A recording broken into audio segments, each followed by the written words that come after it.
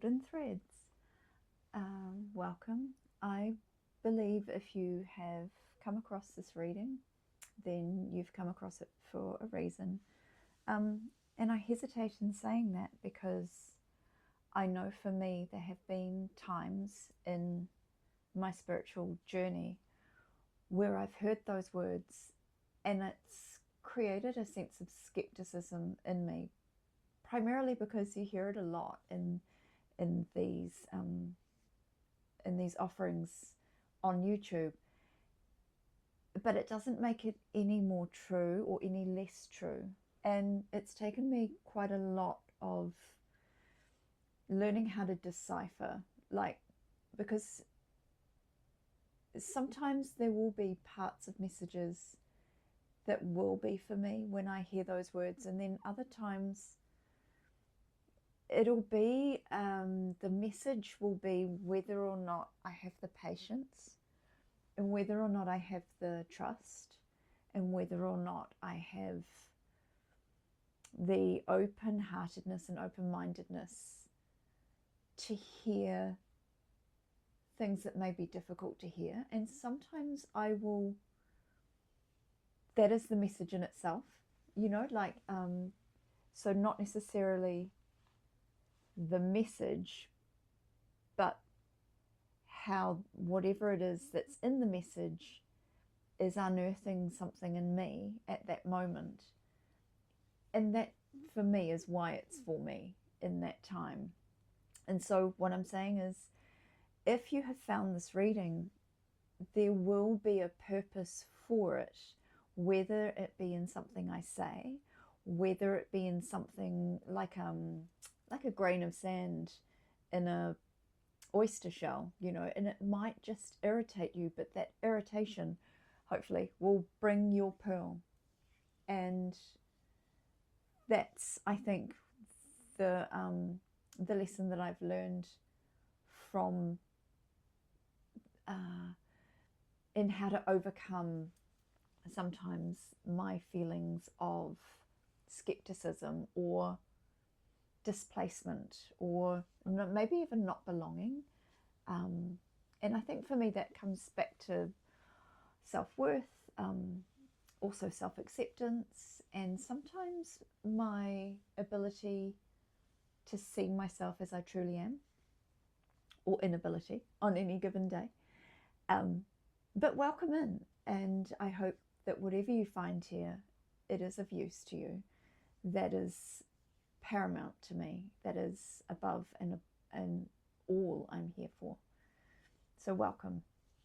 The other thing that I want to state is that this may resonate with you if recently, and I mean in the last few days in particular, you have been really heavy in your heart, really struggling with almost anger,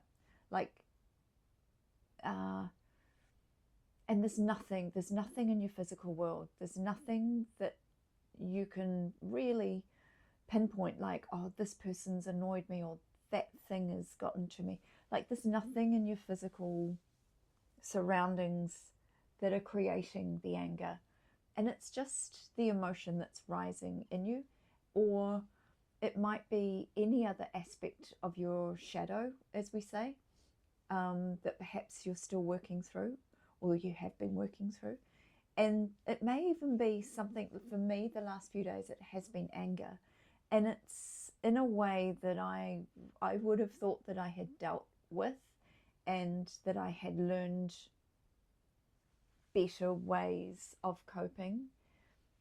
And it came as, I judged myself quite harshly. It came as quite a shock to experience myself in my past self so strongly and so forcefully. And I did take yesterday as a rest day. I had lots of plans. I actually didn't do anything that I had planned, and that kind of compounded the feeling of frustration and anger. But it was all for a reason, and I had a deep meditation when I first woke this morning, and the realization of what it was all about was brought to me through a dream, actually, where something that had hounded me in my past self, so like from years ago, something that I had struggled with in life that I no longer struggle with. And I was able to, within my dream, I was aware that I was dreaming. I was able to be aware in the dream state, oh, I'm not dealing with that anymore. We've done that we've healed that. That's not what we're going through now. And then as I woke, I realized, and what I am going through now, my higher self has already experienced, has already got all the answers for, and I can tap into my higher self in the same way that my present self could give my past self the advice from the experiences that I've had and the ways that I've overcome, the lessons I've learned, the techniques I've mastered, all those things. And it just became a lesson within a lesson within a lesson, you know, a dream within a dream within a dream, and a self within a self within a self. And I just wanted to come on and just acknowledge that this journey is it's testing, and it is work, and it's so rewarding. And if you have been feeling tested and maybe thrown your toys a little the last few days, I hope that, like me, you had a moment of seeing its purpose and finding the message within that that you were guided to. I strongly believe meditation is the way to find answers.